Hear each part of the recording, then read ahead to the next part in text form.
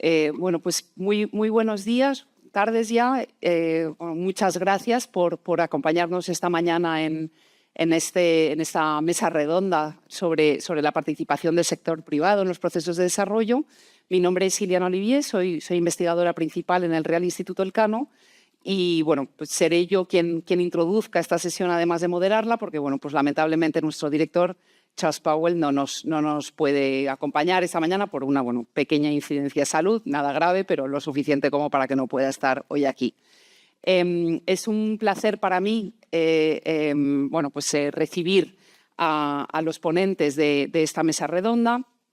Quizás empezando, siguiendo el orden en el que están sentados, nos acompañan José Carlos Villena, quien es director de Alianzas para el Desarrollo de la Compañía Española de Financiación de Desarrollo, la que todos conocemos como COFIDES, que nos sonará quizás más por ese nombre. También Natalia Moreno, directora de Relaciones Institucionales Global de Telefónica. Samantha Attridge, Principal Research Fellow del... Investigadora principal de ODI Global, que es un conocido think tank. Finalmente, pero no menos importante, Juan José Zavalla, gerente general del FONPRODE, puesto que y del futuro FEDES, puesto que el nombramiento es muy reciente, ¿no? De este mismo mes, si no me equivoco. Quizás, antes de abrir la conversación, un par de palabras sobre por qué estamos celebrando esta sesión y con qué objetivos. Estamos ya aunque no lo parezca, ya casi en la recta final de la preparación de la cuarta Conferencia Internacional de Financiación del Desarrollo, que se celebrará en España, en Sevilla, en los últimos días de junio y primeros de julio del año próximo. Los temas a debate en la conferencia serán muy variados, desde la fiscalidad internacional hasta el comercio, pasando por la inversión de impacto, las remesas de migrantes o la reforma de las instituciones de Bretton Woods y de la banca multilateral. Pero hay algunos temas que quizás nos interpelan particularmente. Uno de ellos es, sin duda, la participación del sector privado en los procesos de desarrollo.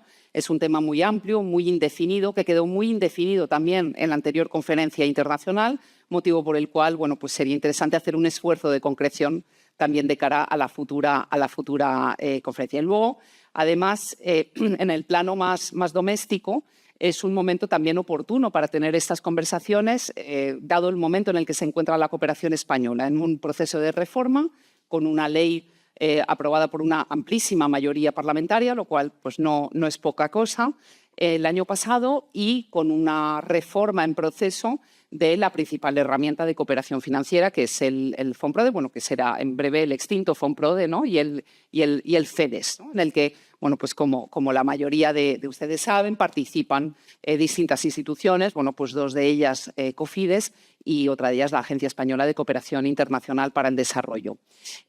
Además, la cuestión del sector privado, la participación del sector privado en los procesos de desarrollo es algo también que tiene una naturaleza particular frente a otras líneas de acción que se debatirán en la agenda, porque es quizás algo que nos une a todos, ¿no? Es un tema que interpela a muchos tipos de instituciones. Por supuesto, a las administraciones, a los estados, ¿no? y sus herramientas de cooperación y sus herramientas de inversión pública, indefectiblemente al propio sector privado, a las organizaciones de la sociedad civil y a todas aquellas instituciones también susceptibles de participar o de ser incluso partenariados público-privados, que de algún modo podría decirse que el propio Real Instituto Elcano es un partenariado público-privado. Por lo tanto, nos parece que es un tema particularmente propicio para el debate, ¿no? Que tiene, por supuesto, muchos entresijos técnicos, pero que tiene una dimensión política muy clara, ¿no? en el tipo de actores que estamos involucrados. Yo, sin más, creo que podemos abrir ya el debate con nuestros participantes. Lo que trataré de hacer es hacer varias rondas de intervenciones para que esto sea realmente un diálogo, con lo cual, pediré a los participantes concreción y capacidad de síntesis. Y si no la tienen, pues ya les haré gestos hasta que me vean. Entonces, quizás vamos a empezar con una primera pregunta más general y más relacionada también con el relato, que es algo que también hemos trabajado mucho en el Real Instituto Elcano, el relato del desarrollo. Entonces, bueno, pues una primera pregunta de tipo general que además no es baladí, dados bueno, pues los resultados de muchas de las elecciones en este superciclo electoral que hemos tenido en 2024, que es por qué esto nos tendría que interesar, ¿no? ¿Por qué a la sociedad española tendría que interesarle la cooperación española o la participación del sector privado en la cooperación española y por qué al sector privado tendría que interesarle participar en procesos de desarrollo? Yo sé que a veces nos cuesta, los que estamos metidos en esto en el día a día, pararnos a pensar, ¿no? A dar varios pasos atrás en esta pregunta tan, digamos, existencial, pero que probablemente es muy pertinente, ¿no? No sé quién quiere empezar, quizás José Carlos. Empezamos por ti. Perfecto. Además me gusta romper el hielo. ¿Por qué? Por una cuestión que yo creo que sencilla, o en mi opinión relativamente obvia, y esto es diplomacia económica. Al final no deja de ser otro instrumento más al servicio de lo que es la diplomacia que cualquier país desarrollado de nuestro entorno pues maneja. Por supuesto que hay que tener en cuenta las realidades y las lógicas de desarrollo de los países socios, pero también no podemos dejar de reconocer que hay unos intereses. En ese sistema es básico que comprendamos y entendamos y dejemos claro que, bueno, pues eso, que esto forma parte de un todo y que genera tanto oportunidades de desarrollo como oportunidades de negocio. Y hay que dejar atrás, en mi opinión, esa posición ingenua de la incompatibilidad de estas dos visiones y dimensiones. En ese momento, que podamos llegar a esa conclusión como sociedad, como Estado, pues tendremos clarísimamente una oportunidad de operar en este entorno de una forma mucho más eficiente. Hay un debate que en mi caso yo creo que ha sido fatuo o vano de intentar contraponer, ¿no? Economía o intereses económicos con desarrollo. Creo que debemos centrar el debate en lo que otros peers, otros Estados miembros de la Unión Europea, otros socios ya han superado, y de hecho lo estamos viendo con los movimientos actuales dentro de la propia Comisión Europea, donde el interés europeo cada vez está más presente en los diálogos de desarrollo, debemos adoptar. Para mí, además, es una urgencia. ¿Por qué debe interesar a la sociedad? ¿Por qué debe interesar al sector privado? Porque es una urgencia, porque tenemos un cierto retraso, aquí especialmente en España, en la adopción de estas políticas. Si nos comparamos con otros socios europeos, estamos perdiendo oportunidades de colaborar y de ser relevantes en los diálogos políticos con esos países, muchos de ellos hermanos. Me centro en Latinoamérica, no quiero despreciar a África, pero en Latinoamérica es más que evidente que estamos quedando atrás desde un punto de vista político en muchas de las discusiones por ser irrelevantes a la hora de la gestión de estos flujos de cooperación. Y creo que es un momento oportuno y que, como bien ha indicado Ileana, la nueva ley de cooperación consagró el papel o introdujo el papel de manera definitiva a nivel de ley del sector privado. Este proceso de reforma es el que tenemos que utilizar para poner de manifiesto esta necesidad. Eso debería llevar aparejado otras cuestiones que ya abordaremos en una pregunta posterior de lecciones aprendidas, probablemente, pero creo que es esa conjunción lo que explica el interés en ambos sentidos, de la sociedad y de la parte más política. Muchas gracias, José Carlos. Y desde la perspectiva del sector privado, Natalia. Buenos días. Sí, días por... No. A ver. No. Exacto.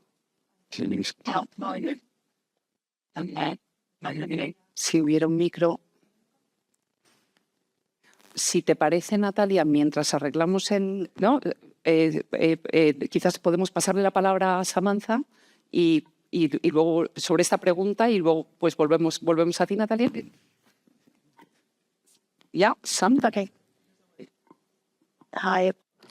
Hola, mis disculpas porque me temo que soy incapaz de hablar en español, así que tengo que hacerlo en inglés. Con respecto a esa narrativa que estaba mencionando anteriormente, no podemos tener desarrollo sin crecimiento, y el crecimiento muchas veces se crea por inversión privado. De hecho, 9 de cada 10 trabajos se crean dentro del sector privado en las economías desarrolladas, así que no tiene que existir esa tensión entre desarrollo y la contribución privada, porque es verdad que es una tensión completamente falsa. Lo que es importante es pensar en las de oportunidades económicas que pueden tener muchos de los negocios españoles. Creo que Lagarde la semana pasada estaba diciendo que la tasa de crecimiento en Europa va a ser de promedio un 1,5%, pero cuando vemos en los mercados emergentes y en las economías en vías de desarrollo estamos viendo tasas de crecimiento superiores al 6%. Así que cuando vemos las megatendencias globales en cuanto a crecimiento de la población y dónde va a estar la economía, y si sabemos dónde va a pagar esas tensiones, etcétera, etcétera, va a ser en mercados emergentes y en economías en vías de desarrollo. Así que tenemos una oportunidad de crecimiento que tenemos que aprovechar, encapsulándolo en la transición verde. Y es verdad que la cuestión del cambio climático en la región Asia-Pacífico puede ser una cuestión importante. Hay estudios que básicamente están mostrando que las necesidades de inversiones en energías limpias van a ser increíbles, se van a aumentar por 7 hasta el año 2030, así que ahí existe una oportunidad tremenda. Tenemos que abordar el cambio climático y eso va a venir con una oportunidad de negocio. Y por supuesto, en cuanto a cuestiones, motivos societarios, hay buenos motivos con respecto a los poderes blandos, que ya se ha mencionado, también el argumento con respecto a la migración, que tenemos que gestionar algunos de los factores de presión para la migración y el cambio climático, todo junto para crear una acción colectiva en ese sentido. Muchas gracias, San Natalia. Pero buenos días a todos. Muchas gracias por esta sesión y por el interés de una cuestión que normalmente pues, el sector privado ha quedado un poco apartado, ¿no? Aunque eso no es del todo cierto, puesto que el sector privado apoya el desarrollo en toda su trayectoria, ¿no? Y más aún ahora en estos momentos en el cual están dando unas transiciones económicas y sociales muy importantes, ¿no? Estamos afrontando una transición digital, una transición verde, pero que tiene un impacto brutal, todo este cambio productivo en las personas, ¿no? En la sociedad. Y esos tres cambios los tenemos que afrontar. Y eso va a tocar a toda la sociedad y a todos sus agentes. De ahí que el sector privado esté fomentando esa transición, también adaptándose a esa transición, nos afecta del todo. En el caso de Telefónica, nuestro modelo de negocio ha cambiado totalmente de aquí a 10 años pasados. El 90% era negocio de voz y ahora mismo es un 10% de nuestro negocio, con lo cual nos tenemos que reinventar también, ¿no? Y en esa reinvención, a través de la innovación y de las nuevas tecnologías, intentamos también ayudar allí donde estamos presentes. Telefónica no solo es un agente económico, que por supuesto es un agente privado, con lo cual tiene que tener resultados, tiene que tener profitability, rentabilidad, eso por supuesto, y ahí su mantenimiento. La compañía acaba de cumplir 100 años. 30 de ellos hemos estado en otros países, principalmente en América Latina. Actualmente estamos en 9 países de América Latina, Brasil y otros 8 a través de nuestra operación de Telefónica Hispam. Y los desafíos son muy grandes, pero ahí hemos estado desde finales de los 80 invirtiendo grandes cantidades en el despliegue de infraestructuras, pero no solo de infraestructuras, sino también de servicios, de productos y de transferencia de conocimiento, ¿no? Nuestras operaciones ya son locales, ya no son una operación española, sino que nuestros directivos son locales y ahí también se ha fortalecido mucho el talento local, de la mano, por supuesto, de una inversión española, pero que ya son locales. Y eso es muy relevante. Así que esa inversión nos convierte en un agente económico, que, como ha dicho Sam, es muy importante para el desarrollo. Sabemos que el desarrollo principalmente se crea a través de la inversión y la creación de empleo, y ese dinamismo puede hacer el sector privado. Pero teniendo en cuenta las 3 transiciones que estamos afrontando, el desafío es tan grande y los retos son tan ingentes que necesitamos colaborar. No podremos ni desde el sector privado ni desde el sector público solos afrontar los retos que tenemos por delante, ¿no? Una transformación productiva totalmente disruptiva y que cada vez se está acelerando más, con pues países que se están posicionando en determinadas regiones, y eso lo tenemos que afrontar, pero también a nivel climático y a nivel social, como decía antes, ¿no? Y eso tenemos que realmente pues, poner más foco, priorizar, ver dónde ponemos los recursos que son escasos. Y aunque haya muchas propuestas, de verdad, nuestra preocupación es cómo priorizarlo, cómo poner foco, cómo maximizar justamente esas inversiones, porque tenemos que maximizarlo. Ayer salía un artículo sobre la inversión en la innovación de Europa, que está al mismo nivel que Estados Unidos, pero su maximización es la mitad que la americana. Tenemos que aprender a ser más rentables y a tener un retorno mayor en las sociedades en las cuales estamos. Y lo dejaría aquí. Muchas gracias, Natalia. José. Una vez más, muchísimas gracias a Elcano y a todos los presentes por querer atender a las palabras de alguien recién aterrizado en sus obligaciones y, en consecuencia, extremadamente ofenso a decir tonterías. Uno que es estudiante y estudioso diría que si hay repesca, yo me gustaría presentarme el año que viene, pero también para un discurso similar. Vamos a ver.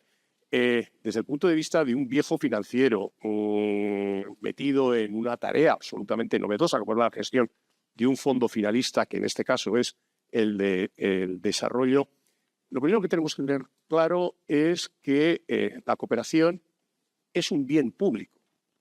Y como tal bien público, y este carácter de bien público que ha quedado manifestado, como bien has señalado tú en la introducción, por una nueva ley que ha sido votada por una amplísima mayoría. Una vez determinado el carácter de bien público, lo que sí tenemos que discutir es cuál es la importancia que la sociedad da a ese bien público. Insisto, ya es un bien público. Y esta importancia relativa se determina anualmente en los presupuestos generales del Estado. Es un gran foro en el cual anualmente la sociedad española discute sus prioridades. Y a partir de ahí lo que tenemos es que colegir la importancia relativa. Lo que sí es cierto es que esta importancia relativa mide también la importancia del bien público, no la importancia global. Y esto se da cabida al sector privado. Ayer asistimos a una cena interesantísima donde Sam nos señaló que lo que había un cierto efecto, digamos, fascinación por la capacidad de inversión del sector público y cómo podemos, esa capacidad del sector privado, cómo podemos canalizar toda esa capacidad de inversión del sector privado hacia el sector, hacia labores de desarrollo y de crecimiento. Bueno, es decir, hay cosas que se podrán hacer, cosas que no se podrán hacer. No la totalidad de la capacidad de inversión va a estar canalizado hacia proyectos de inversión en países en desarrollo, solamente una parte.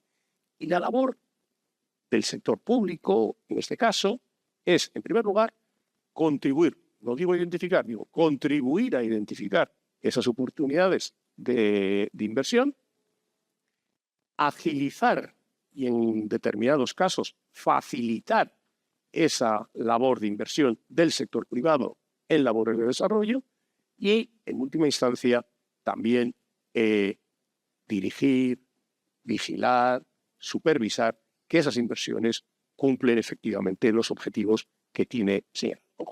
Lo cual quiere decir que es que la labor del sector público en esta atracción de inversión del sector privado hacia motivos de desarrollo no puede limitarse exclusivamente a put your money where your mouth is y de repente cubrir con gasto público todas las insuficiencias de las operaciones. También tiene que realizar otras labores, que insisto, realizar labores de por un lado promoción, pero por el otro lado también de seguimiento.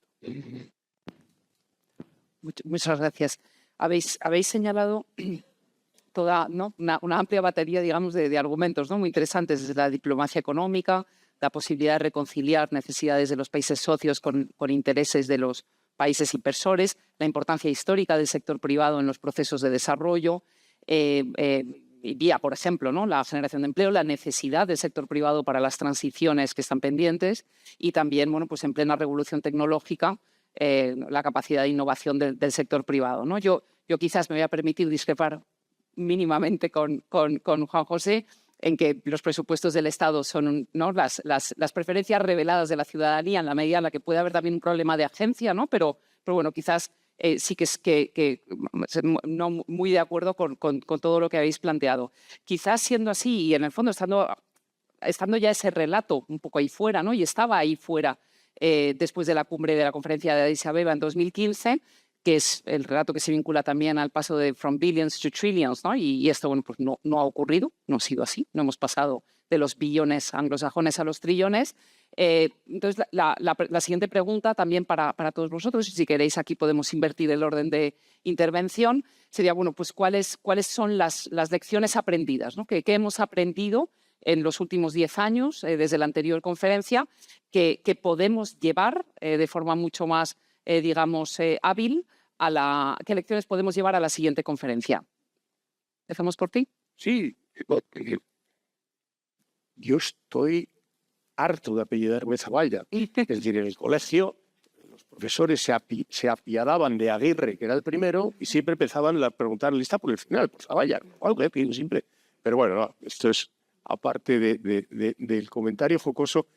La idea básicamente es que hemos aprendido es que las instituciones públicas de desarrollo tienen que afinar mucho los instrumentos disponibles para verdaderamente atender a las necesidades del sector privado en sus digamos, proyectos de inversión, que a su vez son también proyectos de desarrollo. La iniciativa privada solo se mueve por dos variables. Desde 1923, desde Stanley Fischer, riesgo y rentabilidad. Entonces, lo que tenemos que hacer desde la perspectiva del sector público es aplicar los recursos presupuestarios que nos asigna la sociedad para de manera óptima gestionar estos dos variables, riesgo y rentabilidad, para a su vez maximizar el flujo del sector privado. En esto que hemos aprendido, pues, en primer lugar, que se volcó mucho la intención, inicialmente la atención se volcó mucho en variable rentabilidad, de complementar el sector privado, la rentabilidad del sector privado a través de donaciones, a través de cobertura de tipos de interés, etcétera. Y de repente nos hemos dado cuenta que la variable posiblemente más determinante sea la variable riesgo. La variable para la cual las empresas son más sensibles es la variable riesgo.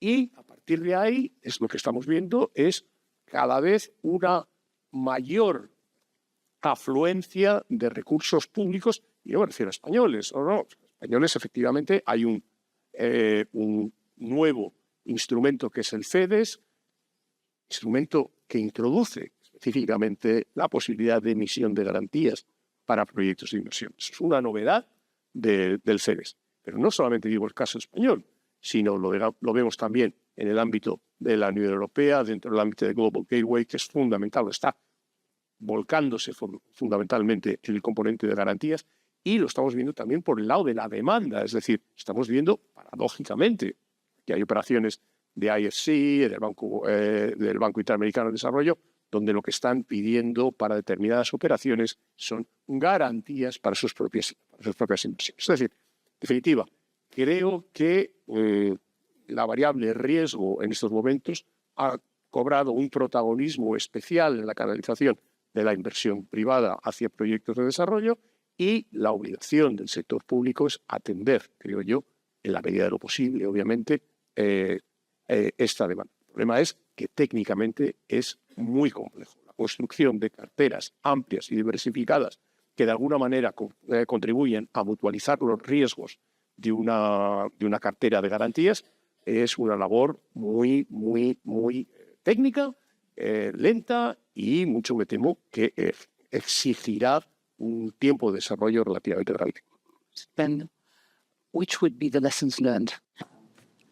Para ti, Sam, ¿cuáles son las lecciones que se han aprendido? Bueno, pues yo voy a basarme en lo que ha dicho, pero antes de eso y volviendo a esta asignación, digamos, de recursos públicos para el desarrollo, una de las cuestiones que estamos aprendiendo, sobre lo que estamos reflexionando, es los escasos que son esos recursos, especialmente en este entorno tan restringido que tenemos para recursos para el desarrollo, para ayudas. Así que en Europa, sobre todo, estamos pensando en apalancarnos en esa escasez de recursos. Es decir, muchos están siendo financiados por el gobierno y por equity y no están emitiendo bonos, pero tenemos grandes necesidades de inversión que nos hacen ver cómo podemos aumentar la capacidad de inversión de este tipo de instituciones en un entorno en el que ya tenemos estos demandas que compiten por muy pocos recursos, que son muy escasos. Una de las cuestiones que están explorando es la cuestión de las deudas blandas en los mercados de capital, que podrían atraer, o sería una manera muy fácil de atraer a grandes inversores institucionales y otros inversores públicos. Una de las cosas que son beneficiosas y de las que ya hemos hablado, MDB lo ha hecho muy bien, estos bancos de desarrollo multilaterales que utilizan este equity en las que se apalancan en los mercados de capital y pueden dar préstamos de manera muy barata.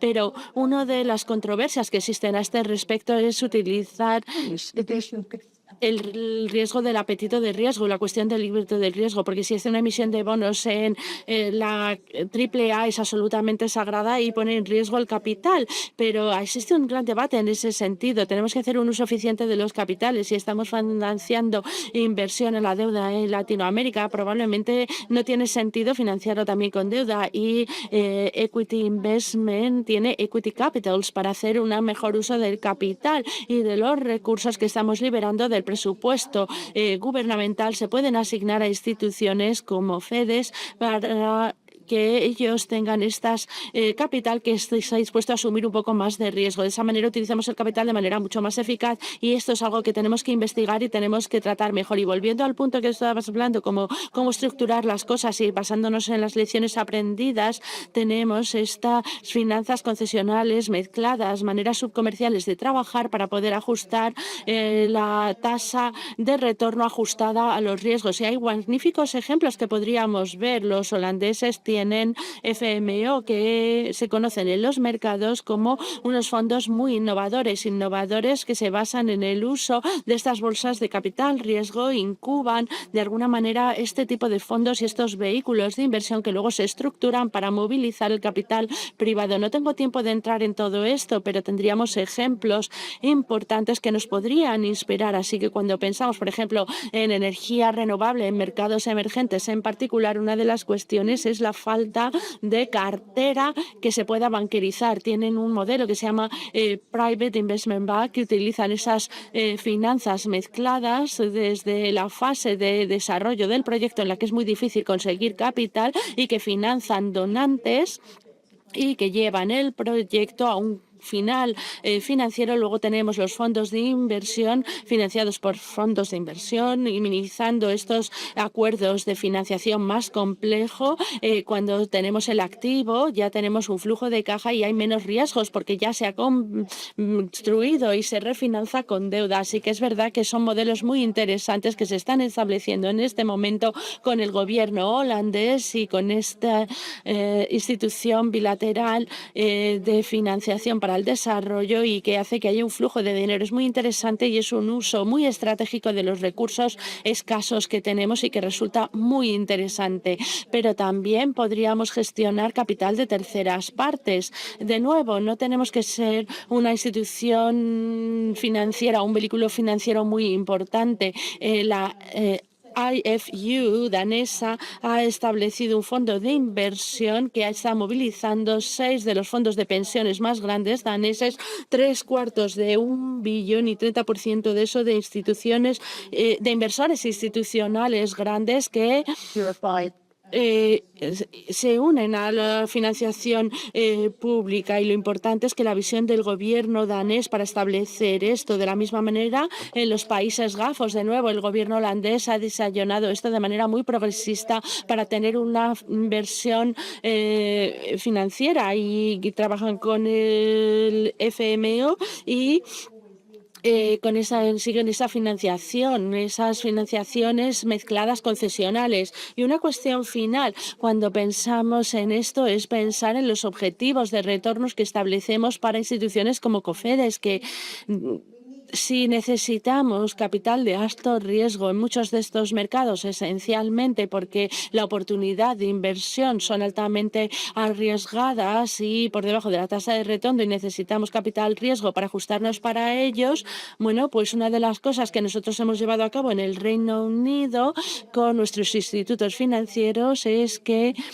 tenemos carteras básicamente comerciales con tasas de retorno de 3,5% objetivo, y luego asignan esta cartera de más alto riesgo cuando tienen una tolerancia de pérdidas por encima del 30%. Es así cuando lo hacemos. Esto ha cambiado ligeramente ahora, pero creo que es importante que pensemos en el tipo de retornos que estamos esperando y que estas instituciones usen, y cómo proporcionamos el capital que utilizan estas instituciones en cuanto a para ajustar a la tolerancia de riesgo, al riesgo que tienen. Muchas gracias, Sam. Creo que el mundo que tenemos ahora no tiene nada que ver con el mundo de 2015, ¿no? El mundo ha cambiado drásticamente. Estamos en un entorno de policrisis que nos afecta a todos, y esas interdependencias hacen que tengamos que colaborar todavía más conjuntamente, ¿no? Entre regiones y entre agentes. Eso creo que es algo que es muy diferente al mundo del 2015. Y debido a esta interdependencia, creo que tenemos que tener una visión muchísimo más transversal, una visión que cubra realmente todos los sectores, tanto de la economía como de la sociedad, ¿no? Porque si impactamos en uno, a lo mejor nos vamos a dejar fuera el otro, y eso sería realmente un error. No podemos dejar que las brechas actuales sigan creciendo por las transiciones que tenemos que hacer, ¿no? Tenemos que ser más inclusivos, más sostenibles, más digitales, porque es lo que realmente creemos que tenemos que hacer, porque si no dejaremos a personas fuera, ¿no? Y eso sería realmente algo negativo para el conjunto, porque crearía todavía más desigualdad, más brechas y más fricciones, con lo cual eso es algo que tenemos que atajar con esa visión transversal. También diría que tendríamos que tener más diálogo, muchísimo más diálogo con el sector privado, ¿no? El sector privado, por sus dinámicas, por su apuesta por la innovación, por la eficiencia, tiene soluciones, pero tenemos que entender también la otra parte, tanto el sector público como a nivel local, no desde nuestra perspectiva europea, sino también conocer bien las necesidades de cada país, porque hablamos de regiones, pero en una región cada país tiene unas casuísticas totalmente distintas, unas demandas totalmente distintas, unas institucionalidades totalmente distintas, y tenemos que saber gestionar eso desde el lado de la ayuda al desarrollo. Eso es muy importante. Y en cuanto al sector privado, yo creo que, si bien es cierto, por supuesto, que las empresas tienen muy en cuenta el riesgo y la rentabilidad, creo que eso también ha cambiado. Ahora se nos pide una responsabilidad social, ¿no? Los inversores ahora nos piden pues cómo nuestras operaciones son de sostenibles, cómo son de responsables, qué impacto social tenemos. De hecho, en muchos de los barómetros de medición de confianza, la sociedad nos pide más responsabilidad en cuanto a los desafíos a llevar a cabo y cómo las empresas pueden ayudar. Y eso creo que está cambiando totalmente las inversiones también, ¿no? Los inversores nos miden pues, por ver si tenemos una financiación sostenible, más verde, si tenemos impacto en sociedad, y eso está teniendo cada vez más auge y más relevancia. Esto es debido también a mucha actividad que se ha llevado a cabo en relación a la Agenda 2030, que yo creo que ha ayudado mucho justamente a poner foco.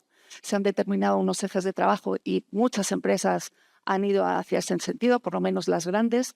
Las pequeñas es otro trabajo que habría que implementar. Las pymes son muy importantes tanto en España como en los países donde damos ayuda. Y eso es un trabajo que todavía es un déficit que tenemos que cubrir, ¿no? Ver cómo no solo las grandes atraen esa inversión, sino que también las pequeñas puedan estar involucradas en ese trabajo. Y lo dejo. Muchas gracias, Natalia. José Carlos. Pues muy bien. Aquí a lo mejor me extiendo algo más, porque el diagnóstico me va a valer de 10 años justo, que llevamos desde Cofides, apoyando al Fonprode y a la cooperación española en este ámbito. Así que básicamente somos tan antiguos como la última conferencia. Sí que son 10 años de experiencia. Mi diagnóstico es crítico y sobre todo si lo bajamos al terreno nacional, ¿no? Uno, creo que hacen falta hermeneutas, hace falta instituciones que interpreten al sector privado, al sector público y la realidad de desarrollo. Es una triangulación. Si tú no tienes algún actor dentro de esa triangulación que sepa hablar los 3 idiomas, las 3 lenguas, no es posible. No se va a dar y no se va a dar en el volumen que se tiene que dar estos flujos de inversión, estas actividades. Por tanto, creo que el papel, y no me lo arrogo porque venga de la DFI española, ni de las DFI, es imprescindible. Hay que saber idiomas, no más allá del inglés, para comprendernos. Y eso es básico, hermenéutica. La segunda, en el terreno nacional, es ¿cuál es la ambición? ¿Cuál es la ambición española? Yo aquí reconozco 10, 15 caras. Probablemente vaya a otro evento similar de temática y reconozca otras 15, 20 caras. Somos muy pocos en términos de recursos humanos y también de recursos presupuestarios. El FEDES Fonprode tiene una dotación presupuestaria de 375 millones de euros al año. Un volumen de personal dedicado en las distintas instituciones que estamos implicados de no más de 30 personas. ¿Cómo podemos compararnos o cómo podemos ambicionar tener actividades similares a la de FMO? Pues si conseguimos cosas gracias no básicamente a la estrategia y planificación, sino a la ambición personal, a la dedicación y a la vocación en los que estamos incluidos. Creo que eso es una reflexión. Nos congratulamos, y yo soy el primero, de la nueva ley de cooperación, de que haya establecido el sector privado en el centro, que haya incluido toda esta parte, que haya también ya hecho una llamada a la acción, pero eso hay que corresponderlo con recursos humanos, técnicos y con mucho diálogo, sí, y el diálogo también requiere de recursos y el partenariado requiere de recursos, y creo que eso es algo que yo creo que nos falta. Para continuar con otro de los debates, ¿no? Los instrumentos. Creo que no tenemos todavía resuelto, también a nivel nacional, también a nivel europeo, el debate sobre los instrumentos. Instrumentos que ahora priorizan o se priorizan unos frente a otros, las garantías, cuando las realidades de desarrollo no siempre son abordables por este tipo de instrumentos. Creo que hay una obsesión derivada de otras circunstancias, de restricciones presupuestarias, tanto europeas como nacionales, de utilizar instrumentos no fondeados. Pero las realidades de desarrollo exigen de tener un toolkit, una caja de herramientas que vaya utilizando la herramienta adecuada para la problemática pertinente, y no forzar o intentar utilizar de manera transversal el instrumento de garantías, pues porque es más beneficioso a nivel de apalancamiento. Y por último, una parte de la diagnosis viene sobre la falta de políticas sectoriales o nacionales que priorizar. En el ámbito del desarrollo hay distintos sectores. Hemos hablado aquí algunos, digitalización, cambio climático, pero si tú lo bajas a actividades, llegas a los subsectores.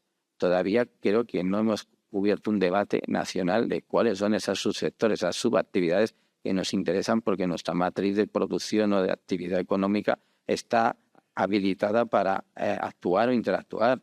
Es decir, me extraña muchísimo, por ejemplo, que nadie en estos años se haya planteado que a lo mejor turismo, clima y un fondo de inversión con apoyo de cooperación puede ser una realidad.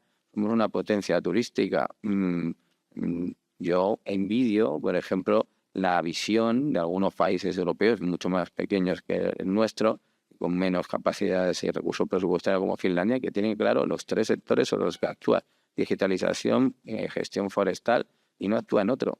¿Y por qué? Porque considera que está apoyando el desarrollo, está apoyando el bien público, pero también a la vez ha hecho esa reflexión de cuáles son los intereses económicos nacionales que además le permiten actuar de manera irrelevante. Entonces creo que esas son 1000 lecciones. Todo esto es un to-do list al que tendríamos que ir dando respuestas si queremos verdaderamente ser relevantes en el corto y medio plazo. Ya no hablamos de largo plazo, sino ya. Esto es una llamada a la acción ya, inmediata. Muchas gracias. La verdad es que como estáis siendo muy disciplinados con el tiempo, voy a abusar de vosotros. Y antes de pasar a este último bloque, en el que en realidad, bueno, pues José Carlos ya ha apuntado algunas ideas para la cooperación española, dejadme que nos detengamos un poquito más en las lecciones aprendidas, el contexto internacional y las herramientas adecuadas, bueno, para no focalizándonos tanto en la cooperación española. Habéis mencionado, ¿no? Todos habéis recogido esta idea del binomio rentabilidad-riesgo, con el énfasis en el riesgo, ¿no? Lo cual quizás, quizás tiene sentido por el argumento que señalaba José Carlos, ¿no? De que lo que hay son unas restricciones presupuestarias, ¿no? que llevan de forma más natural pues, ese tipo de instrumentos que no implican un desembolso que computa déficit de forma inmediata al menos. Quizás también tiene sentido si vemos pues el comportamiento. Estamos en una etapa, en el sentido histórico, de muy largo plazo, en una etapa de bajos tipos de interés, de baja rentabilidad. Por lo tanto, pues también eso puede explicar que nos estemos volcando hacia herramientas de gestión de riesgo. Pero más allá de esto, en cualquier caso, este paso de los billions a trillions, estamos hablando sobre todo en términos de herramientas de deuda, ¿no? Y estamos en una crisis de deuda. Los países europeos y OCDE estamos con niveles muy altos de deuda, y muchos países socios, América Latina, África, Asia, están o en crisis de deuda o en alto riesgo de tener una crisis de deuda. Volviendo a esa visión holística, ¿no? que señalaba Natalia, ¿esto cómo se come? ¿no? Perdóname la pregunta. Es decir, estamos por un lado, ¿no? Pensando en herramientas que dinamicen la participación del sector privado para aumentar en gran escala la financiación disponible, pero por otro lado esto corre el riesgo de agravar un problema de deuda que además está teniendo también una solución más difícil en un contexto de fragmentación de las instituciones de gestión y que, por lo tanto, bueno, pues como ya sabemos, ¿no? Digamos que la deuda que queda bajo el paraguas del Club de París está siendo cada vez menor proporcionalmente. No sé si tenéis alguna idea a esta pregunta tan fácil que os estoy lanzando de forma completamente improvisada, además. ¿Quién se anima? Natalia. Una valiente. Creo que hay otros agentes muy importantes que también pueden ayudar, ¿no? Que son los bancos de desarrollo. Creo que tienen un rol esencial y lo hemos visto este año justamente en un acuerdo al cual han llegado para unir fuerzas, ¿no? Vamos a determinar qué ejes temáticos prioritarios en los cuales debemos actuar y vamos a unir nuestros recursos para actuar. Creo que nos da un buen ejemplo de cómo deberíamos actuar, ¿no? Ya no solo como país, sino como región, si vamos desde Europa, pero realmente con esa priorización, que es muy complejo porque luego cada país pues, pone su priorización nacional, pone sus empresas, es muy complicado. Pero realmente se ha visto que se puede hacer, porque que se hablen unos bancos de desarrollo tan distintos como Banco Mundial, BID, que aquí tenemos una representante, CAF, pero que vayan todos hacia el mismo sentido, todavía queda camino y ojalá se acelere, pero creo que es una buena práctica que deberíamos tener ahí un poco en el foco para indicar hacia dónde ir. De acuerdo. José Carlos. Bien, yo creo que es un diagnóstico muy acertado, pero curiosamente se está produciendo una cuestión cada vez más llamativa, y es que somos los países donantes financiadores los más endeudados. Tú cuando comparas o haces el análisis con alguno de estos países, nosotros estamos en 130, 120, 110% de endeudamiento sobre el PIB, y alguno de las contrapartes pues ya un 60% o 50 y tantos por ciento, que es bastante habitual, 70%. Es muy elevado en términos históricos, pero bastante inferior al nuestro, ¿no? Entonces, es cierto que estamos endeudados en ambos sentidos. Creo que una de las ópticas y una de las herramientas o estrategias que se está intentando llevar es más el partenariado público-privado, ¿no? Apoyarse en que sea la financiación privada la que venga a completar y que no sea un recurso a una garantía del Estado lo que al final acabe desbloqueando la financiación. Esto es especialmente relevante en el ámbito de infraestructuras. Está claro que ahí es un ejemplo, los ejemplos clásicos de infraestructuras, tipo Project Finance, PPP, pues deberían ser priorizados para evitar ese recurso al Estado. Creo que se está trabajando en ello y que es importante. Y por otro lado, también el fomento y la participación del inversor privado. No es ya invertir en el sector privado local, sino atraer al inversor privado en paralelo de la financiación pública. ¿Cómo? Pues, con estructuras donde se acomoden los riesgos y con una participación catalítica pública se pueda arrastrar a un inversor privado en paralelo, con lo que pues se disminuyen las necesidades de recursos públicos en el lado de los financiadores donantes. Creo que esas son las dos herramientas que no son la panacea en ningún caso, pero permiten justo abordar esta doble crisis de deuda que es en ambos lados. A un lado, porque en términos proporcionales pues son economías menos resilientes y que tienen mayor dificultad en la generación de divisas para poder pagar esos niveles de deudas, bastante inferiores en algunos casos a los occidentales o el país donante, y por otro lado el gran volumen que estamos acumulando en estos países. De acuerdo, gracias. Any thoughts, Sam, on debt? Sam, ¿alguna idea sobre cómo pasar de billones a trillones? Bueno, pues creo que tenemos que entender qué es lo que está ocasionando este problema de deuda y tener un diagnóstico adecuado. Hay mucha bibliografía ahí fuera con respecto al impacto que puede tener el cambio climático en los préstamos. Lo hemos estado viendo incluso en países en vías de desarrollo que están sufriendo huracanes de manera constante, con lo cual tienen que acabar tomando dinero prestado para las tareas de reconstrucción, etcétera. Así que, sobre todo, esto depende en qué es lo que produce esta deuda, qué es lo que nos hace conseguir este dinero prestado, pero también cuestiones que tienen que ver con el crecimiento y cuando se invierte para hacer inversiones sostenibles que sean rentables y que no vayan a crear una carga y que vayan a producir morosidad en el sector privado, bueno, pues tenemos que tener cuidado a la hora de ecuar la inversión con el aumento de la deuda del sector privado. No sé si se puede hacer de manera livial, pero tengo curiosidad y tenemos claramente hacer una separación entre ver cuál es el problema de liquidez y el problema de solvencia que puedan tener este tipo de países. No me cabe duda de que tiene que haber algún tipo de manera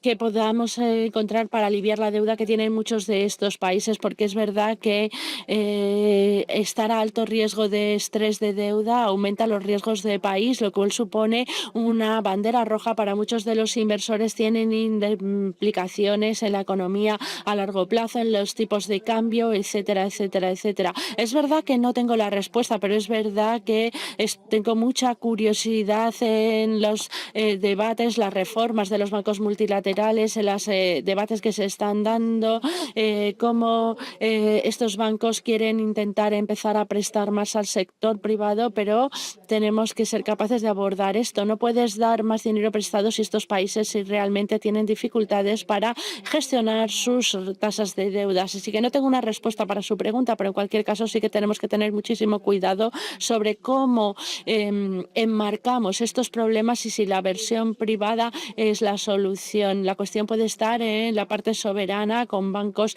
comerciales que son los que invierten en esa deuda soberana, pero es verdad que esto es completamente diferente con estas inversiones que estamos hablando de bancos de ayuda al desarrollo o bancos multilaterales.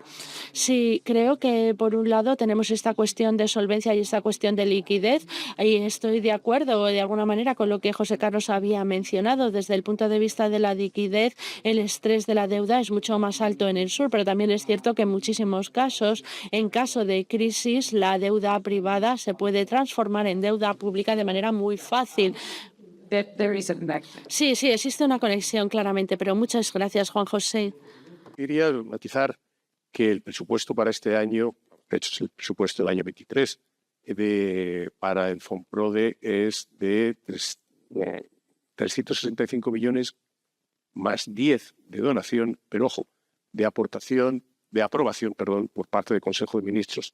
La dotación presupuestaria del Fonprode es de 269 millones de euros, o sea que se puede gastar hasta 269 millones de euros, cifra inferior a la que se autoriza, lógicamente, y todo esto por el decalaje en el gasto determinado por la evolución propia de los proyectos que se financian. Una cosa es cuestión de autorización y otra cosa es problema de carga. En una reencarnación anterior, y he tenido muchas, cuando todavía el déficit público se medía en maravedíes, denarios, yo fui responsable del Club de París, de la gestión de deuda. Y en aquellos tiempos lejanos, el problema no era un problema de volumen de deuda, sino que era básicamente un problema de liquidez. Era un problema de riesgo de transferencia. Era un problema de ratio de servicio de la deuda con respecto a capacidad de generación de ingresos a partir de exportaciones. Ese es el problema. Y, lógicamente, esto diferencia radicalmente la problemática de la deuda de los países desarrollados de la problemática de la deuda de los países en desarrollo. A pesar de que ambos estamos muy endeudados, digamos, en términos nominales, lo cierto y verdad es que cuando uno profundiza y analiza los orígenes, las causas y los posibles efectos, son, de hecho, yo me acuerdo perfectamente, en más de un caso, más evidente para nosotros fue Argentina. Nosotros teníamos muchísimos proyectos financiados al sector privado sin garantía, eran operaciones aseguradas por CESTE en aquel momento, que generaban ingresos en moneda local que eran ingresados en el banco puntualmente. Ojo, en moneda local. Luego el sistema que era incapaz de generar las divisas para transformar esos ingresos de moneda local a monedas extranjeras y poderlo transferir. En definitiva, el problema es básicamente distinto en ambos. Segundo, muy importante también tener en cuenta, si aceptamos la tesis de que lo verdaderamente relevante es el riesgo de transferencia, es irrelevante si el origen es deuda o inversión. Al final, ambos pagos se van a ver afectados por las restricciones de disponibilidad de divisas. Es decir, esa falsa alternativa, es decir, no, vamos a evitar la deuda alimenta, perdón por la simpleza, alimenta la deuda y en consecuencia dificulta el pago futuro. No nos engañemos. El mismo problema se presenta en opciones de inversión, en la posibilidad de repatriación de beneficios o repatriación de los resultados de la desinversión. Es decir, es un problema de transferencia. No hay soluciones mágicas. Ese es el mensaje que yo quiero de alguna manera lanzar. No hay piedras filosofales que hasta ahora no hayamos descubierto. La crisis de la deuda de los años 80, mal que bien, de manera accidentada, a trompicones, etcétera, pero fue solucionada eficientemente por la conjunción de la cláusula de condicionalidad impuesta por Fondo Monetario Internacional en sus sucesivos tramos de apoyo a los países con problemas de deuda. El Club de París, para todo lo que fue deuda con acreedores oficiales, ya sea por motivos comerciales, de riesgo comercial, por motivos de riesgo comercial entendido en España básicamente como deuda cubierta por CESTE, deuda por el antiguo Fondo de Ayuda al Desarrollo y eventualmente también por la deuda generada por el propio Fonprode en operaciones de préstamos soberano y hacemos también con cierta regularidad. Van a surgir estos tres motivos de deuda exactamente igual que antes. Lo único que ocurre es que lo que tenemos que preguntarnos es, ¿ese mundo que está cambiando va a ser lo suficientemente eficiente para responder a un posible problema de deuda, a un posible problema de transferencia, de la misma manera que eficientemente, con picones, con dificultades, se resolvió la deuda del año 80, de los años 80, o por el contrario, estamos innovando tanto en ese mundo internacional que estamos descargando de elementos de negociación. ¿Estamos transfiriendo desde el Club de París al Club de Londres? ¿O, por el contrario, todavía la deuda, esa santísima trinidad que eran Fondo Monetario Internacional, Club de París y Club de Londres, sigue siendo tan eficiente como fue en los años 80? ¿O por el contrario, de alguna manera le hemos detraído eficiencia? Le hemos detraído eficiencia y han surgido nuevos actores que funcionan, digamos, en los márgenes, ¿no?, de esas tres instituciones. Pero siendo ya la 1:05, vamos a pasar ya al último bloque sobre la cooperación española. Habéis apuntado ya algunas cosas. José Carlos, bueno, digamos, con la asertividad que le caracteriza, ya ha señalado algunos elementos muy interesantes. Hay presupuestos escasos, esto también lo ha señalado Juan José. El presupuesto para la herramienta española de cooperación financiera es escaso, los recursos humanos dotados también, y también, bueno, pues un problema también de falta de definición de estrategia, ¿no? De cuáles, es decir, ahí también se entra, por supuesto, en cómo combinar las necesidades o las demandas de los países socios que ahora, bueno, pues se busca que se organicen en torno a esas plataformas país, ¿no?, en el marco de la banca multilateral, pero por otro lado también hace falta una definición por parte de los países que están apoyando los instrumentos de inversión, ¿no? Entonces, bueno, pues mi pregunta sería muy general, ¿no?, para los cuatro, quizás más para los representantes autóctonos, ¿no?, que para Sam, pero por supuesto, Sam, estaremos encantados de oír tu visión. Vamos, no os pido una lista de los Reyes Magos, ¿no?, una carta a los Reyes Magos, pero sí un poco cuáles son los elementos que creéis que deberían estar en este momento bueno, pues de relanzamiento de la herramienta española de cooperación financiera, sabiendo también, y esto lo habéis señalado varios, que más allá de la herramienta de financiación es también una herramienta de relación internacional, ¿no? No solamente la tienen China, ¿no?, o Sudáfrica, sino que, bueno, pues socios de nuestro entorno. No es tan reciente la creación de la Casa Depositi y Prestiti como institución financiera de desarrollo italiana, más recientemente también Polonia, es decir, está siendo, digamos, parte de la parte esencial de las relaciones internacionales, ¿no?, en la actual comunidad internacional. Bueno, yo me detengo aquí, la pregunta yo creo que está relativamente clara, pues empezamos por ti, José Carlos, si quieres, y continuamos en el mismo orden que antes. Bueno, gracias. Una carta a los Reyes Magos, qué bonito, en tiempos navideños casi ya. Yo creo que voy a darle un poco, no la vuelta, pero sí decir lo que tenemos que hacer para que podamos ser relevantes o seguir siendo relevantes, ¿no? Y eso va aparejado a unas necesidades, ¿no? Necesitamos generar oportunidades y estructuras donde podamos incorporar tanto a la parte pública como a la parte privada, ¿no? Creo que eso implica diálogo, recursos para el diálogo, recursos para la estructuración de operaciones. Los ciclos y proyectos de estructuración de operaciones en estos entornos no son ágiles, no son rápidos y requieren de recursos. Y hay que hacer una allocation de esos recursos en instituciones como la nuestra, como ECID, como los ministerios, porque si no, no van a producirse. Para mí, primero, recursos.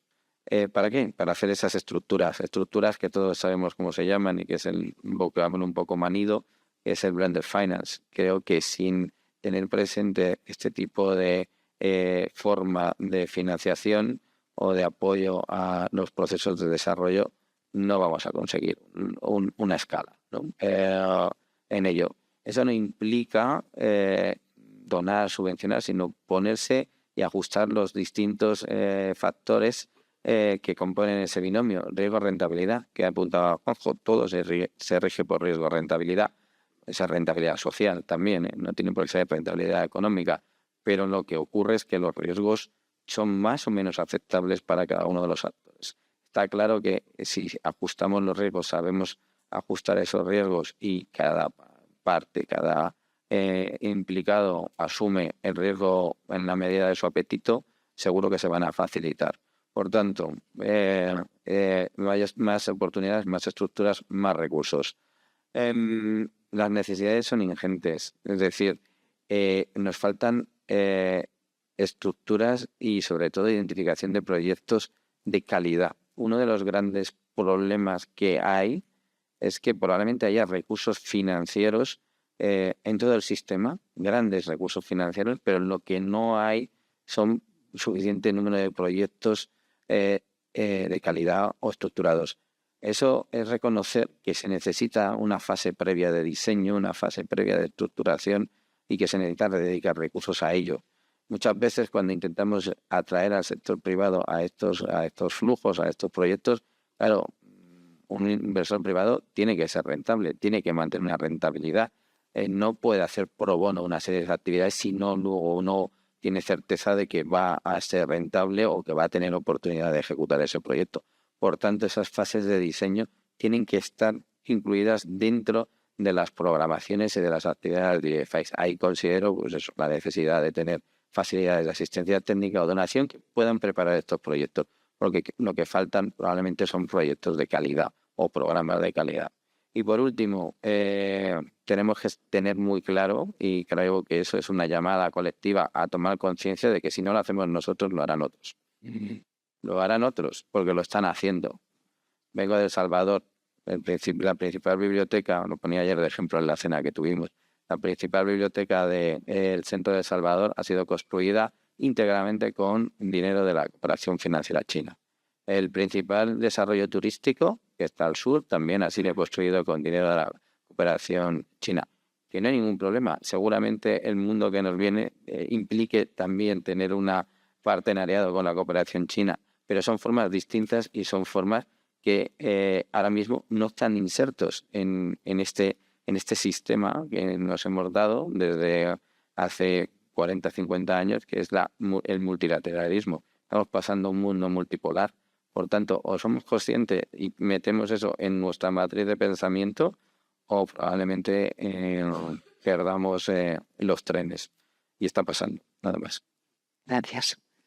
Natalia, vamos. Apoyo totalmente lo que ha comentado, ¿no? Creo que por nuestra parte veríamos que falta mucha estructuración, o en línea con lo que mencionabas, ¿no? Mucha estructuración. Hace falta más foco, más coherencia y cohesión en los programas que se lanzan, ¿no? Y para ello hay que priorizar, hay que medir mucho el impacto, hay que elegir proyectos que sean buenos, pero que también sean escalables y que haya un efecto multiplicador, ¿no? Porque puede haber un buen proyecto, pero que solo sea una isla y que no tenga amplificación. Entonces eso yo creo que es muy importante, ¿no? Que tenga escalabilidad y un efecto multiplicador para poder replicar en otros sitios o poder ampliar los beneficios de ese proyecto. Y lo que he dicho antes, creo que mucho más diálogo entre el sector privado y sector público, eso es esencial. Solo por mencionar un ejemplo, ¿no? de ese diálogo que tuvimos pues, con bancos de desarrollo y también con un gobierno especial, lanzamos un proyecto que no es muy conocido, pero se llama Internet para Todos en el 2019, en el cual pues, sentamos a varios agentes en la misma mesa para cubrir una necesidad en Perú, ¿no? Llevar a una infraestructura de telecomunicaciones, de comunicaciones y de conexión en entornos rurales remotos, ¿no? Había áreas del país que no se podían conectar porque no había ni energía eléctrica para poder llevar ahí infraestructura de comunicaciones básica, ¿no?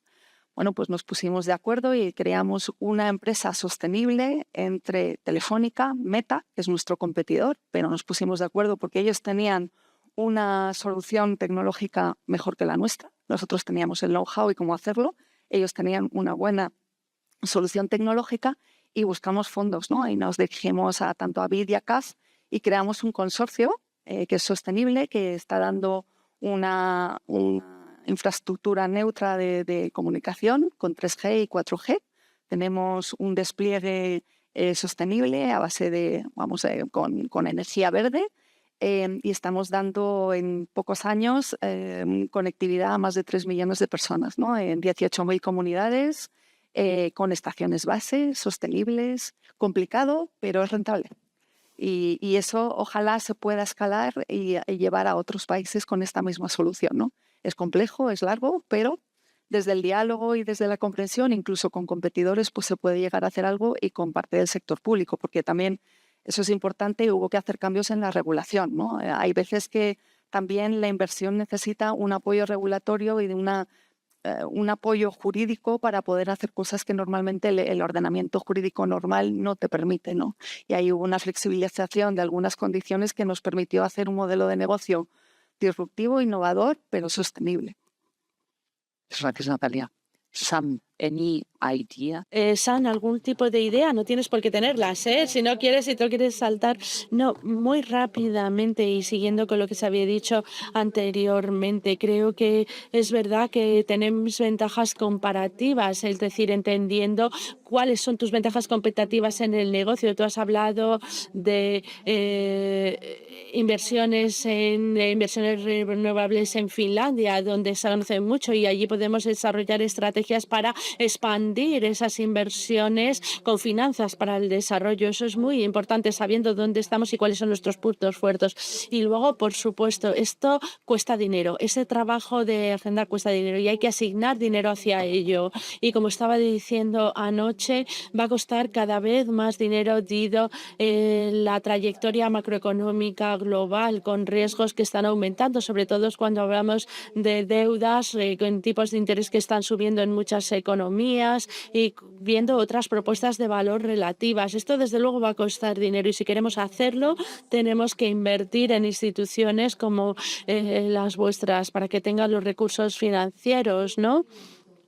Y también para que aumenten sus capacidades de recursos humanos para llevar a cabo sus inversiones, viendo el capital institucional que existe, los fondos de pensiones en las empresas en España y cómo abordamos este tema de una manera sostenible. Y hay lecciones que podemos aprender, por ejemplo, de los holandeses y cómo el gobierno holandés nos puede inspirar con los mercados de inversión institucional.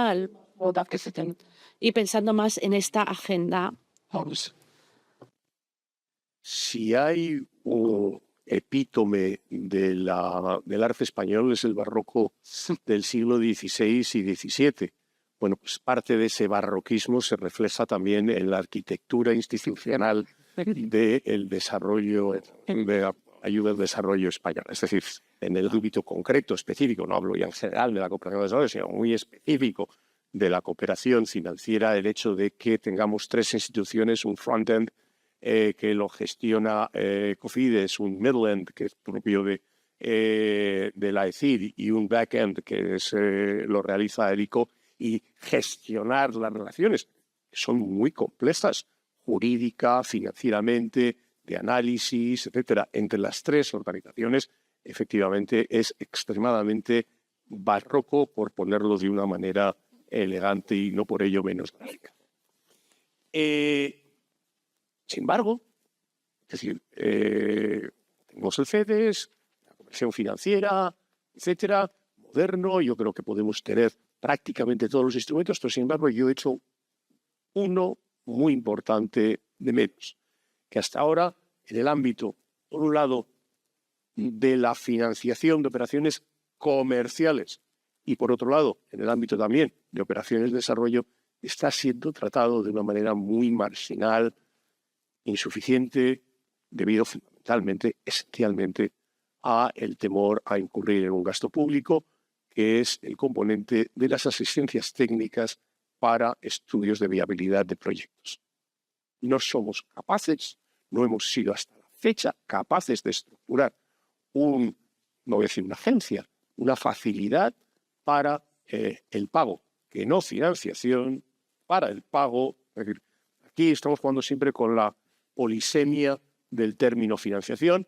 Para viejos financieros como yo, financiación es activo, es operación ya sea de deuda, ya sea de inversión, pero que se materializa en un activo, y para otros financiación es simple pago, acto de caja, pago de un servicio realizado o pago de un determinado proyecto.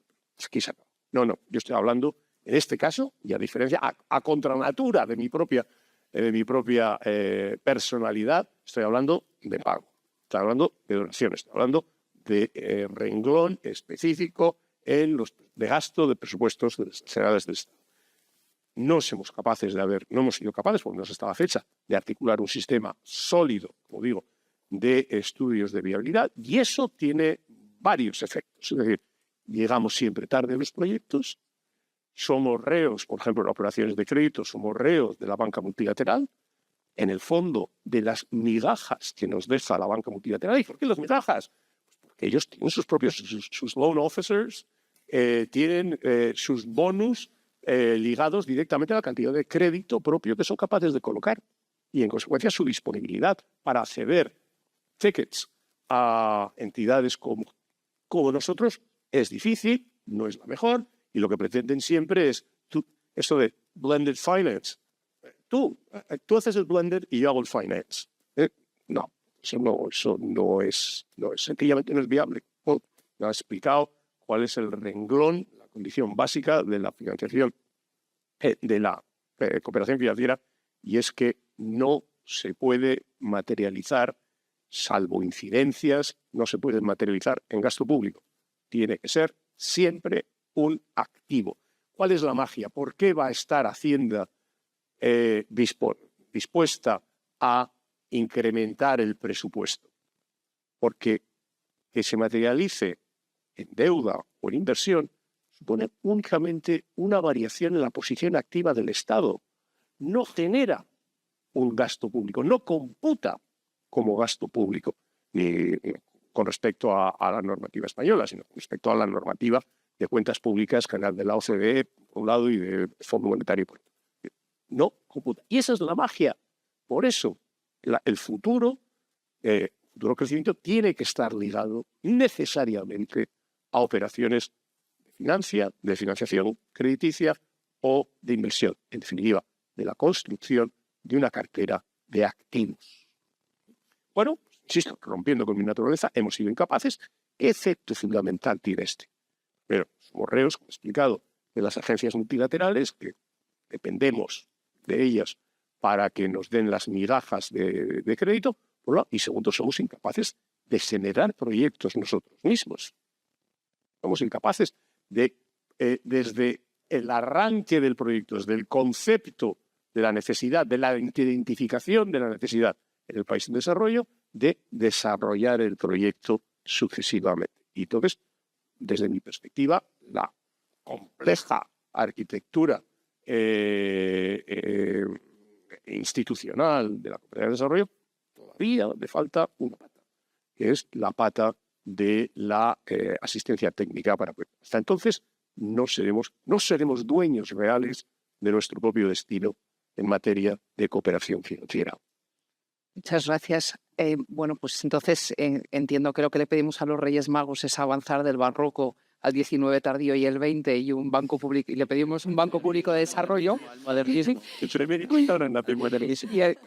medias desarrollo, efectivamente. Muchas gracias. Como empezamos 10 minutos tarde, yo creo que tenemos un rato todavía para las preguntas del público y bueno, y así bueno, pues abrimos un poquito más todavía la conversación. Creo que hay un micrófono en la sala, así que bueno, pues si quien quisiera intervenir con una pregunta, si puede levantar la mano. Perfecto.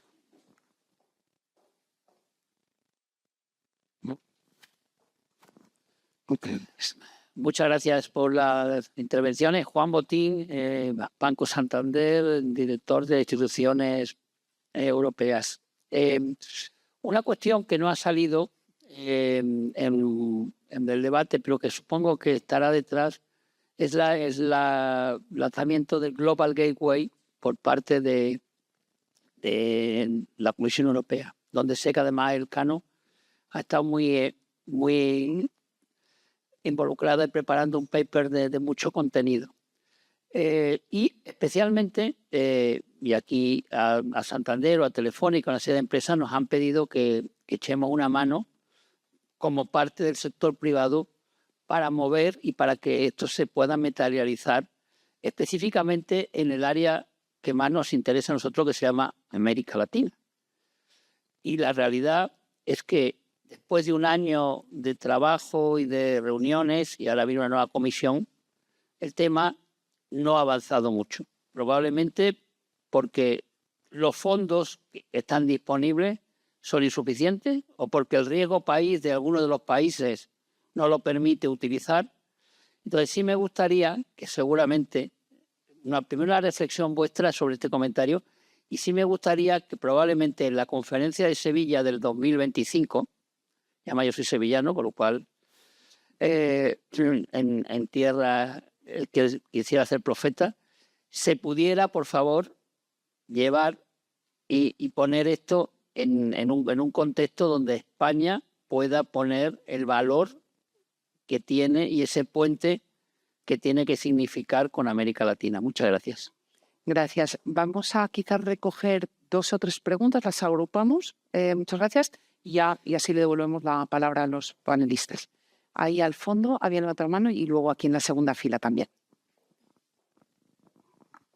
Hola, buenos días. Primero, muchísimas gracias por las intervenciones. La verdad es que ha sido muy interesante. Soy Sofía Martínez, directora de políticas de la Coalición para la Alianza Verde.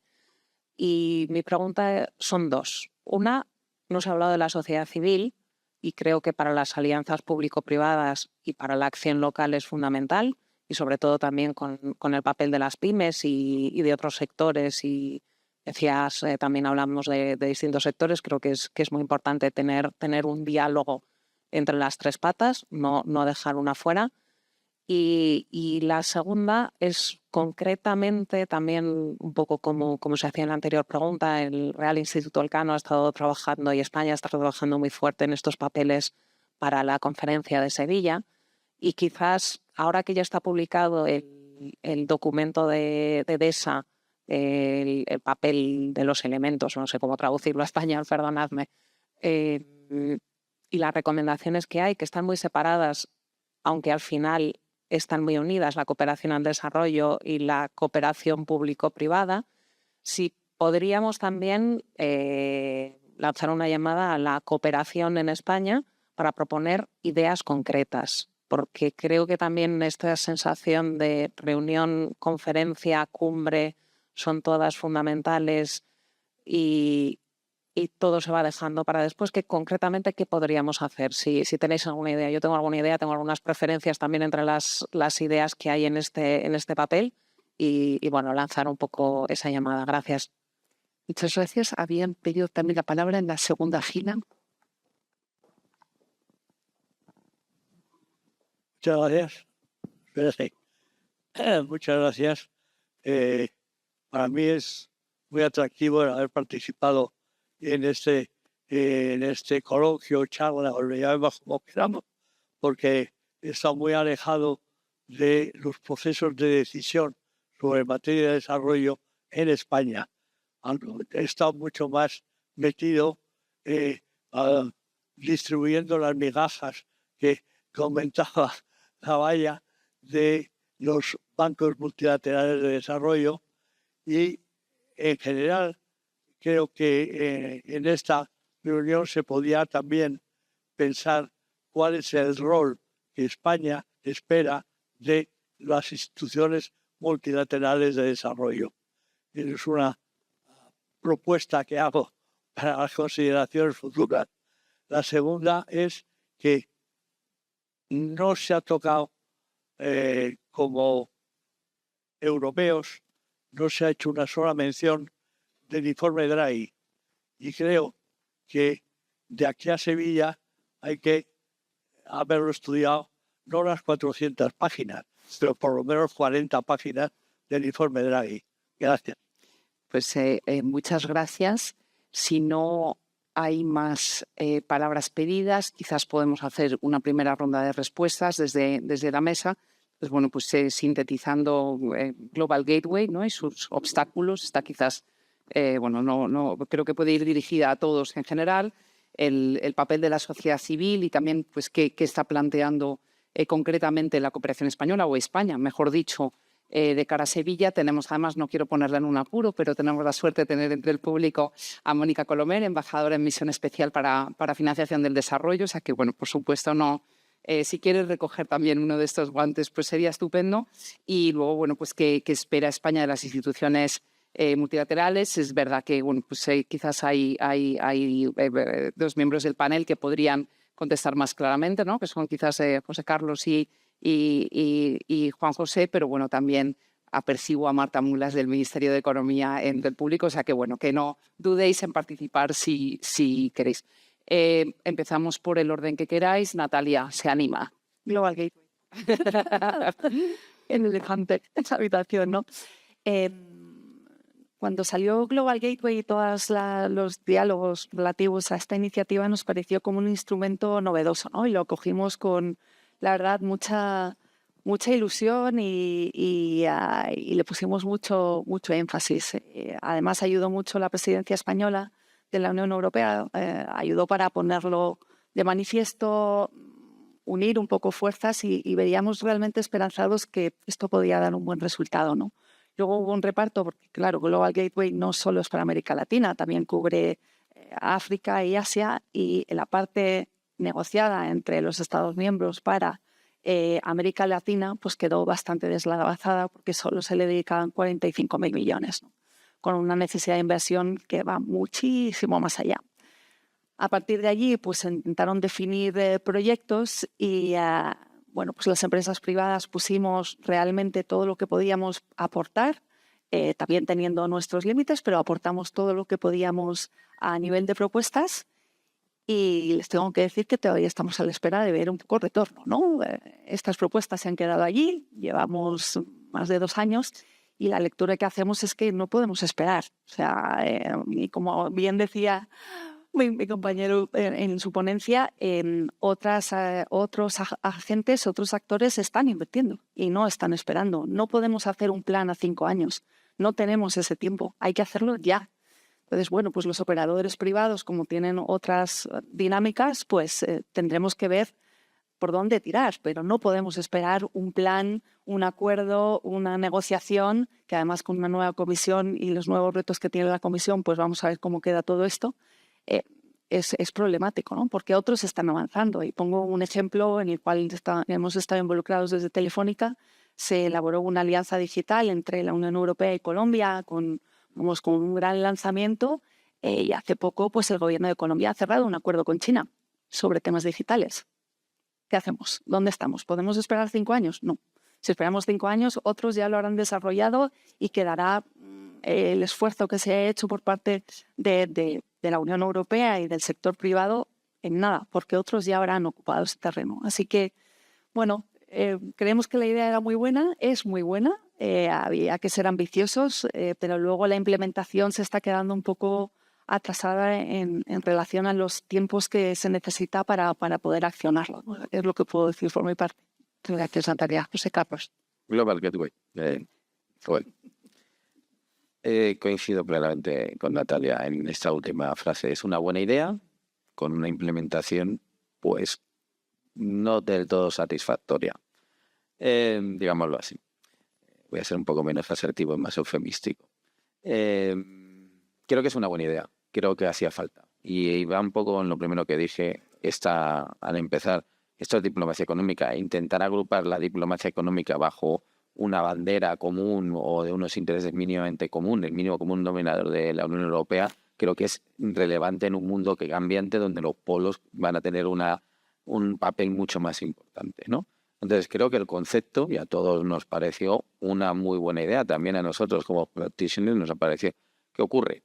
Que se ha decantado hasta un nivel de detalle desde una aproximación top-bottom, desde arriba hasta abajo, que no tiene sentido, porque la viabilidad no viene determinada porque uno piense o conciba un proyecto en un despacho en Bruselas. No viene así. Y creo que eso es una realidad que ya todo el mundo hemos coincidido, y por romper una lanza a favor, en recientes conversaciones, creo que también el hecho de que llegue una nueva comisión, que haya un replanteamiento de lo que tiene que, o lo que se espera, el informe Draghi de la comisión, es decir, todos estos elementos creo que van a hacer que probablemente el 1 de diciembre entra la nueva comisión en funcionamiento, que haya un reajuste de lo que es Global Gateway, sin quitarle el label, sin quitarle la parte política, sin quitarle, por supuesto, ni un ápice de la estrategia común que tenemos que seguir, creo que se puede materializar de otra forma y creo que somos todos conscientes.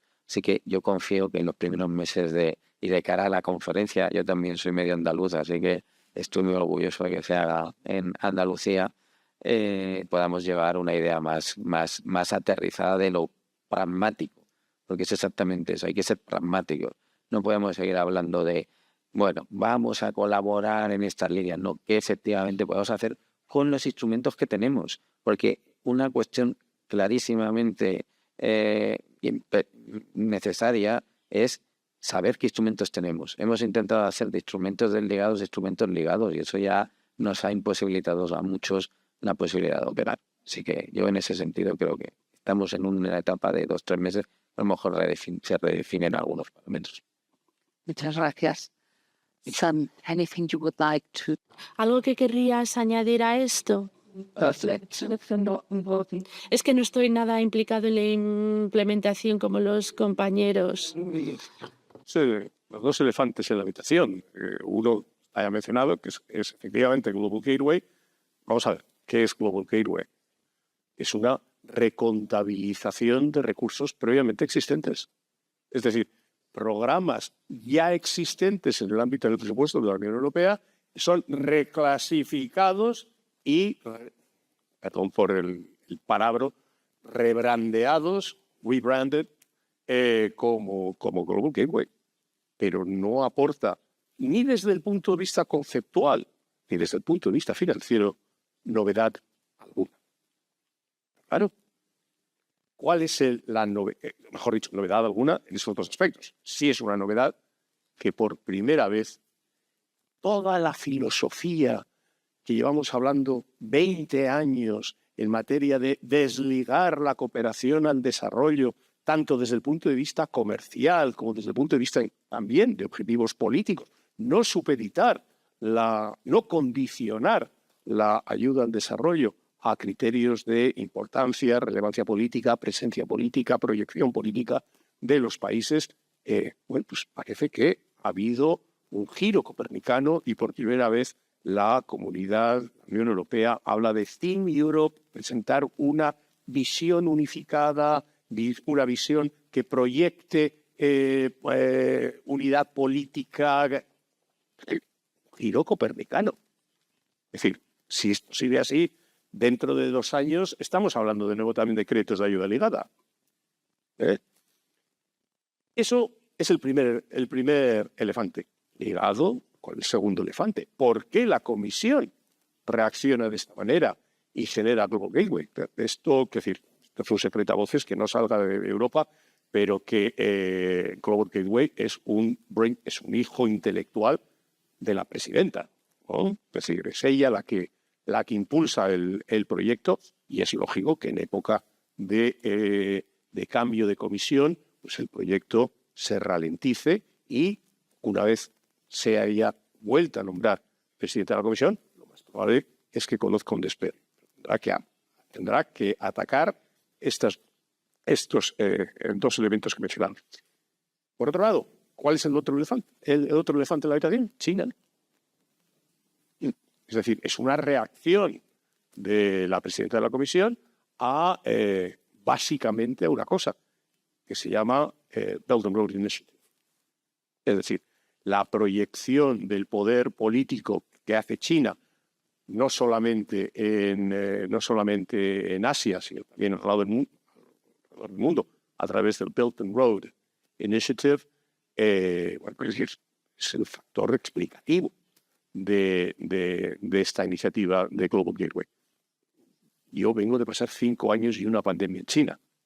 Yo he señalado muy bien al principio de esto, a mí me han nombrado hace mes y medio. Yo venía de pasarme 5 años y he tenido ocasión entre pandemia, encierro, carrera de PCRs diarios, imposibilidad de salir de Shanghai, etc. He tenido oportunidad de conocer el Belt and Road. Vamos a ver, Belt and Road no es financiación concesional, entendido en nuestros términos. No es una financiación a 30 años con 10 de gracia, 2% de interés. No. es simplemente financiar, asumir un riesgo, y volvemos a un asunto anterior, la capacidad de asumir un riesgo y medido.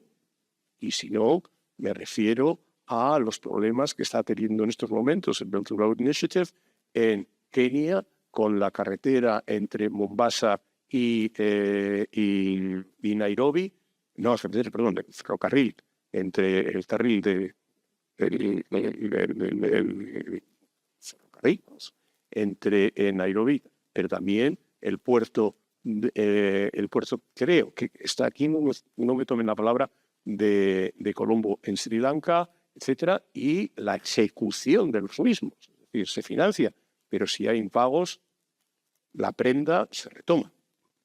Es decir, seamos claros, qué es lo que implica el Belt and Road Initiative, y lo mismo me temo, no estoy en condiciones de especificarlo, con el Centro Cultural en El Salvador y todo lo demás. Es decir, esto se acaba pagando. No hay donación, no hay ayuda, lo que hay es asunción de riesgo esencialmente. Y yo querría responder a Alberto qué esperamos de las instituciones multilaterales. Muy clarito, muy clarito, muy clarito. Es decir, que busquen en nuestra financiación un apalancamiento y una capacidad para asumir más proyectos. Nosotros, las instituciones financieras bilaterales, no somos competidores. Por la general, estamos en distintos ámbitos de inversión, estamos en distintos volúmenes de tickets, que está la banca multilateral, etc. Pero las migajas que nos están brindando, que agradecidas son, es decir, alimentan igual que el pan principal. Creo que hay que cambiar un poco de mentalidad y evaluar la capacidad de apalancamiento, sobre todo en destino y sobre todo en destinos en los cuales estamos altamente especializados, que podemos ayudar, complementar a las instituciones multilaterales. Pues muchas gracias. Yo, por mi parte, como ha habido dos referencias al trabajo del Real Instituto Elcano, sí que querría hacer un par de apuntes muy breves sobre el informe de Global Gateway, que es extenso también. Se han señalado ya, yo creo, los elementos principales. Yo simplemente querría añadir dos, ¿no? Uno, que cuando se piensa la herramienta, aunque luego este mensaje se han dicho y desdicho, ¿no? Pero cuando se piensa la herramienta como una respuesta a China, no se tienen suficientemente en cuenta, en consideración, las enormes diferencias de partida que hay entre China y la Unión Europea como actores políticos y económicos. Por lo tanto, bueno, para empezar, uno es un país, otro no. En uno hay una capacidad de dirigir las decisiones empresariales que en otra unión de países no hay. Entonces, bueno, pues estos dos elementos son bastante elementales, ¿no?, a la hora de definir la herramienta. Y luego yo simplemente añadiría otras dos a las que ya se han referido José Carlos y Juan José. La primera es la hermenéutica de la que hablaba José Carlos, es decir, y que se relaciona con la segunda, que no tenemos la exclusiva de los diseños institucionales barrocos. Entonces, hay diseños institucionales barrocos que además no facilitan que haya distintos actores interpelados sentados a la mesa de decisión, ¿no? Entonces, bueno, pues eso generalmente, bueno, pues es un lastre para diseñar adecuadamente una herramienta, la que sea, ¿no? Y luego sobre los trabajos que estamos haciendo en relación con la cumbre de Sevilla, sí, efectivamente el Instituto lleva trabajando desde julio en un informe colectivo. Estamos participando, en los debates hemos participado cerca de 50 personas, tendrá unos 25 coautores, y tratamos de cubrir todas las líneas de acción. Yo evidentemente no puedo saber lo que se va a proponer desde España o lo que realmente va a resultar, ¿no?, de un complejo proceso de negociación. Entiendo que también la postura de España, como la de todos los países miembros, se irá también adaptando a las conversaciones y a las negociaciones que empiezan en diciembre. Simplemente yo sí creo que de nuestra participación en esta iniciativa y en otras relacionadas con esta cumbre, sí creo que hay 6 temas creo que van a ser bastante centrales o en los que va a haber mucho debate, ¿no? Uno, y aprovechando que la conferencia se celebra en Sevilla a finales de junio y principios de julio, la financiación climática. porque nos vamos a enterar, ¿no? Otro, la reforma de la banca multilateral, los mecanismos de gestión y resolución de deuda sería el tercero. El cuarto, la fiscalidad internacional, esto probablemente más empujado por el Grupo Africano y por el G77 que por países europeos u OCDE.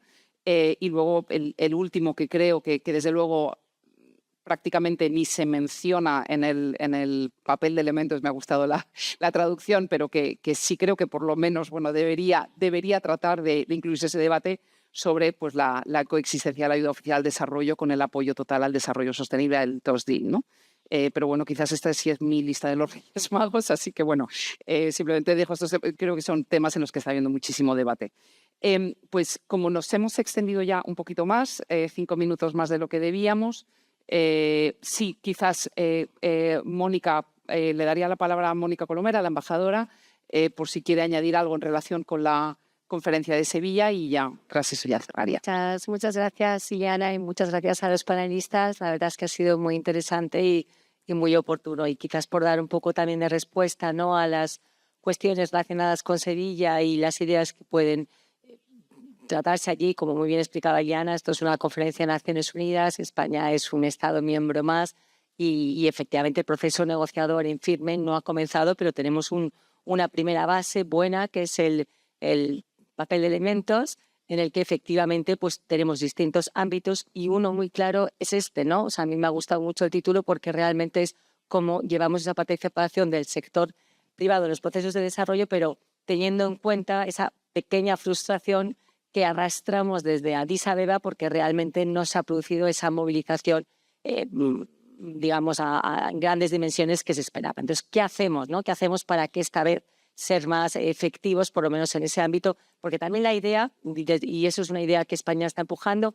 es que el documento final sea más un plan de acción que una larga narrativa como tenemos ya una buena narrativa en la Agenda de Acción de Addis Abeba. Y dentro de ese plan de acción, sin duda el sector privado para nosotros es un actor clave, es un actor más. O sea, no lo vamos a conseguir ni sector público, ni sector privado, ni instituciones financieras internacionales, lo vamos a conseguir todos juntos. Esto tiene que ser un partenariado global. Y ya vamos y cerrando por sector privado. O sea, nosotros lo que vemos es primero un diagnóstico, por qué el sector privado no ha llegado donde se le esperaba.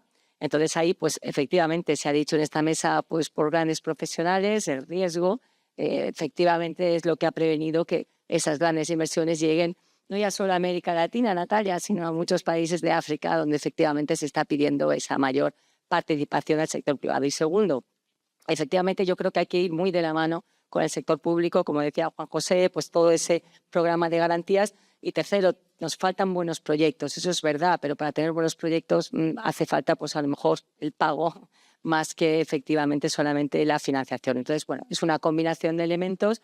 Ahora tenemos, bueno, un papel de elementos amplio con muchas ideas. Ahora empieza el proceso negociador, porque aquí se trata de generar alianzas, consensos y ver que logramos de máxima ambición como nosotros buscamos en Sevilla. Pero bueno, en ese camino estamos todos. Gracias. Pues muchas gracias, Mónica. Por mi parte ya solo queda cerrar con el agradecimiento mío personal y del Real Instituto Elcano en general. Bueno, por supuesto a todos ustedes por estar aquí hoy, a nuestros panelistas también por haber sido tan generosos con su tiempo.